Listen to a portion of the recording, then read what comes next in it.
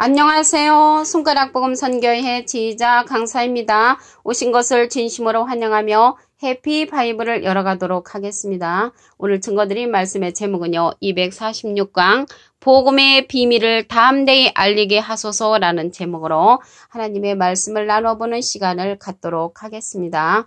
에베소서 6장 19절에 보시면 나를 위하여 구할 것은 내게 말씀을 주사 나로 입을 벌려 복음의 비밀을 담대히 알리게 하옵소서 이렇게 기록되어 있습니다. 여기서 보시면 복음의 비밀이 나왔죠. 복음의 비밀.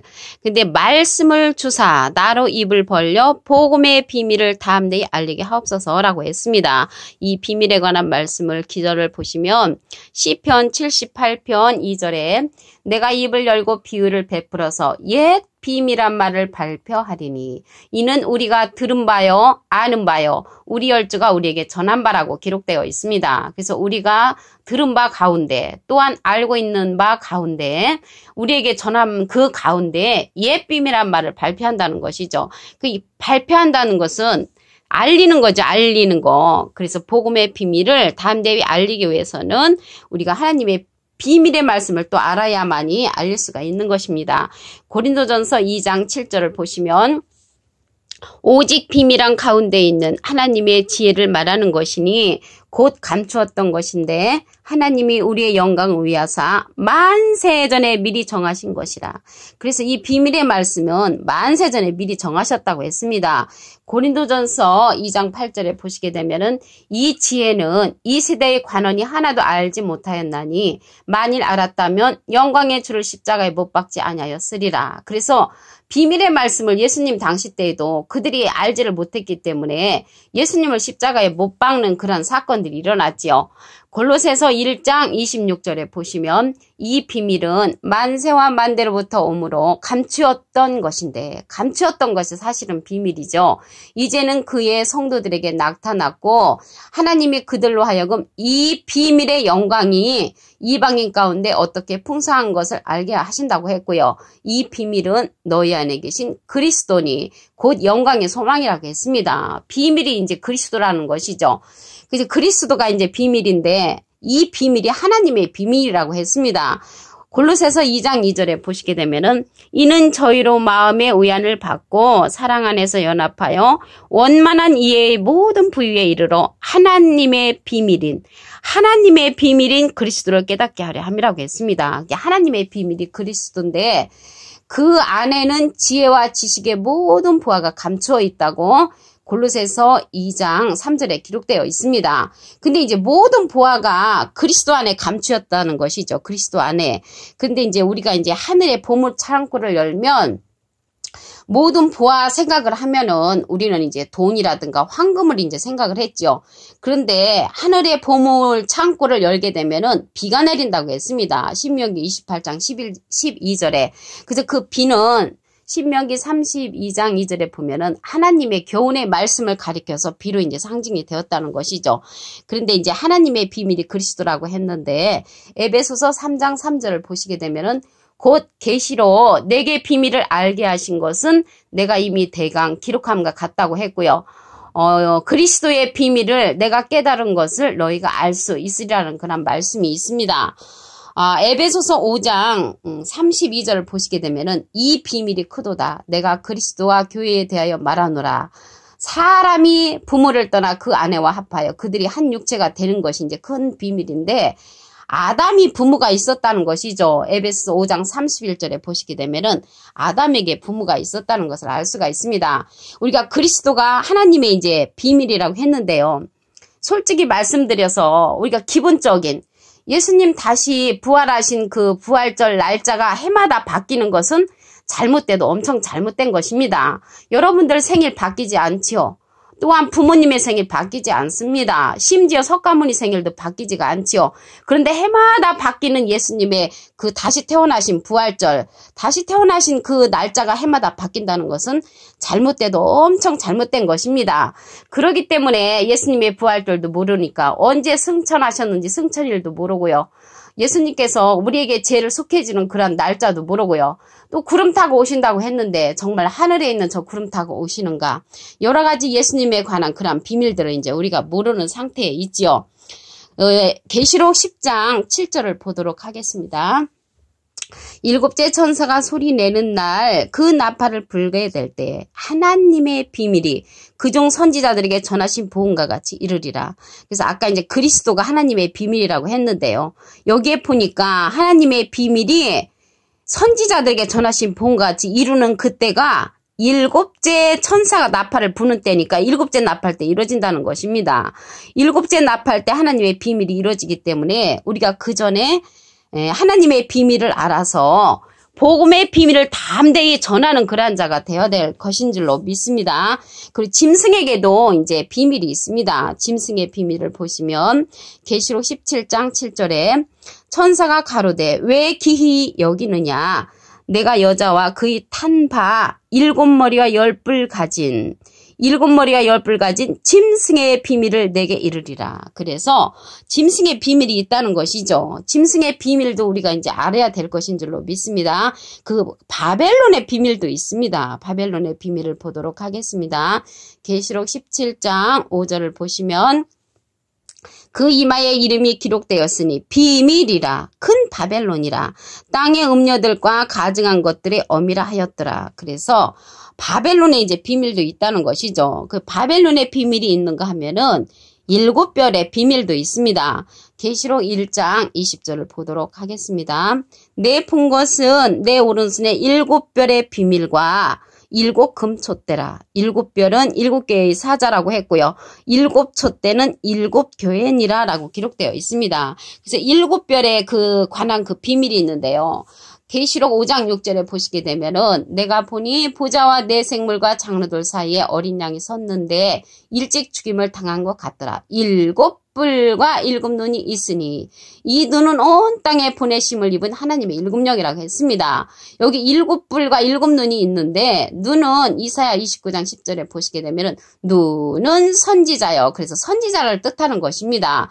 그래서 여기에서 7별의 비밀도 보시게 되면은 7별의 비밀과 7 금촛대인데 7별은 7개의 사자라고 했거든요. 이 사자가 사명을 맡아서 일하는 그런 사람을 뜻합니다. 그래서 선지자를 이제 뜻하는 거나 마찬가지죠. 아까 이제 보좌 가운데 7뿔과 7눈이 있다는 것은 그 선지자를 이제 상징을 하니까 7 선지자가 있다는 것을 알 수가 있고요. 그들이 하나님의 7영이라고 했습니다. 계시록 4장 5절에도 보시게 되면은 7 등불 켠 것이 있다고 했는데 하나님의 7영이라고 했습니다. 그래서 7별이나 7뿔이나 7눈은 하나님의 7영이라는 것을 알 수가 있고요. 이들은 하나님의 사자라고 했습니다. 7별은 7개의 사자요. 사자라는 것은 사명을 맡아서 일하는 그런 사명자가 되는 것인 줄로 믿습니다. 그리고요, 불법의 비밀이 있습니다. 불법의 비밀을 보도록 하겠습니다. 데살로니가 후서 2장 7절을 보시면 불법의 비밀이 이미 활동하였으나 지금 막는 자가 있어 그 중에서 옮길 때까지 하리라. 그때 불법한 자가 나타나리니 불법한 자가 나타난다고 했습니다. 주 예수께서 그 입의 기운으로 저를 죽이시고 강림하여 나타나심으로 패하시리라고 했습니다.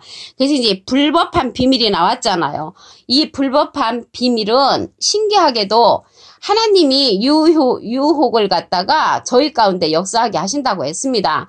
데살로니가 후서 2장 11절에 보시게 되면은 하나님이 유혹을 저희 가운데 역사하게 하사 거짓 것을 믿게 하심은 진리를 믿지 않고 불의를 좋아하는 모든 자로 심판을 받게 하려 하심이라고 기록되어 있습니다. 그래서 이 불법한 비밀은 하나님이 유혹을 그에게 준다는 것이죠. 하나님이 유혹을 그에게 줘서 거짓 것을 이제 믿게 한다고 말씀에 기록되어 있습니다. 그리고 디모데전서 3장 9절을 보도록 하겠습니다. 깨끗한 양심의 믿음의 비밀을 가진 자라야 할지니, 이렇게 믿음의 비밀이 있죠. 이에 이 사람들을 먼저 시험하여 보고 그 후에 책망할 것이 없으면 집사의 직분을 받아야 할 것이라는 그런 말씀이 있습니다. 그래서 우리가 믿음의 그런 비밀을 이제 가진 자가 되어야 되겠죠. 저도 이제 신앙생활이 전체 통틀어서 합하면은 60년 가까이 되는데, 그 중에 이 말씀을 받은 연수가 한 30년 정도 됩니다. 처음에 이 말씀을 이제 받기 전에 이제 일반 교회에서 사역자로 있었으나, 이제 이 말씀을 받은 후에 집사로부터 차곡차곡 진짜 순종하는 마음으로 일을 하면서 이 복음의 비밀을 담대히 전하기까지 30년이라는 세월이 흘렀습니다.